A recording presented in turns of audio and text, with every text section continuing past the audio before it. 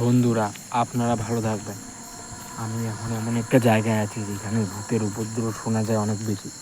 এই জায়গাটায় রাত্রিবেলা অনেক ভূত চলাফেরা করে, তো সেইটাই চেক করতে আমি এসেছি।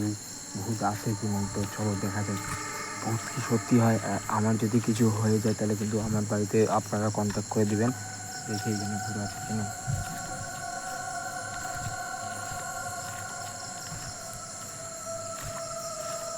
জায়গাটা অনেক নির্জন, মনে হচ্ছে এখানে কিছু খাওয়া দাওয়া হয়েছিল, কিন্তু এখানে এই যে দেখতেছেন বাঁশের থোপ এইখানে আছে একটা, এখনও তো কোনো আমি বুঝতে পারছিস না।